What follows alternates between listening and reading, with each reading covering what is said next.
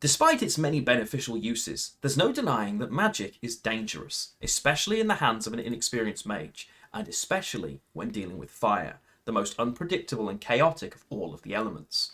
In fact, most adepts would do well to stay clear of it altogether if they value their safety, and the safety of those around them. Heck, if you're not willing to endure a lot of pain, mastery of fire is the last thing you should pursue. This was a truth I learned right away during our first lesson with Clara Larissa de Winter, the Mistress of Fire and Rectoress of Aretuza. She was a cold, quite ironic I know, and indifferent woman, and spent as little time dealing with the newer adepts as she could. On the surface, one could easily make the mistake of thinking Clara didn't care for the profession she found herself in, but nothing could be further from the truth.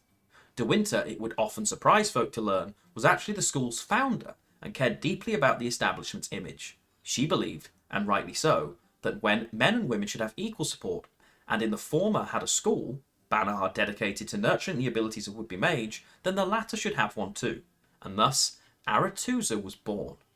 When the time finally came to meet her acquaintance, Clara was exceptionally blunt, and her past aloofness became abundantly clear. During our first lesson in fire, she told us that she had no time for unexceptional students and would only tutor the best and brightest. "One of you," she stated, clenching her jaw and scowling with us at piercing, icy eyes, "I shall take on one of you. And that is all." As you can imagine, I was determined to be that one. I had to be. Even after Mistress de Winter's attempt to rid us of any illusions we had about the element. "You shall be burned many times. You shall endure pain and hardship. And each time you call upon the power of fire, you shall dance with death. For fire has taken the lives of many mages, both amateur and experienced, and it will take yours too if you're not attentive." She was not wrong. Fire can be channeled quite easily, yet that is far from the challenge of wielding it. Its erratic nature, combined with the incredible amount of energy it withholds, often leads to a mage experiencing an overwhelming surge of power, and such a surge is impossible to control. Over the years, many mages have been engulfed in flames and burnt alive due to their inability to stop the process. Some survivors have described the moment before absolute chaos and destruction as pure ecstasy, with some shamelessly professing their lust to feel such power again, even if it costs their lives and hurts those around them.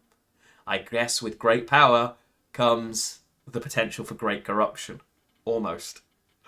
But of course, I still very much wanted to master all 4 prime elements, and so I wasn't dissuaded by Clara's warning. At least, not until the prerequisite for joining her class was made apparent.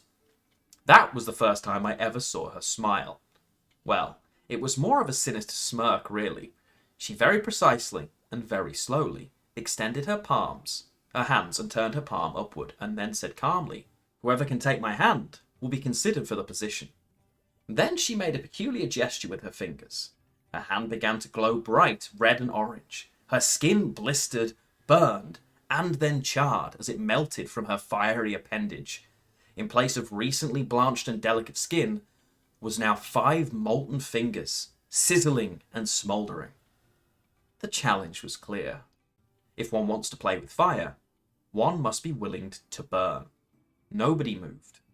Most didn't even breathe for a few seconds. I don't think anybody could have possibly envisioned this for the introductory class. I wouldn't have blamed the other girls for thinking it might have been some sort of a ruse, a joke to break the ice, but I knew it wasn't. I could see it in Clara's eyes. She was deadly serious, and this was the dedication she required. Therefore, I was left with no choice. I had to act, and so I tentatively stepped towards the scorching hand and reached out, slow and deliberate. In that moment, I had hoped the gesture would have been enough, that Mistress de Winter only required proof of intent. But she was unmoving, her glassy, emotionless eyes fixated on me, waiting. And so there was only one thing I could do.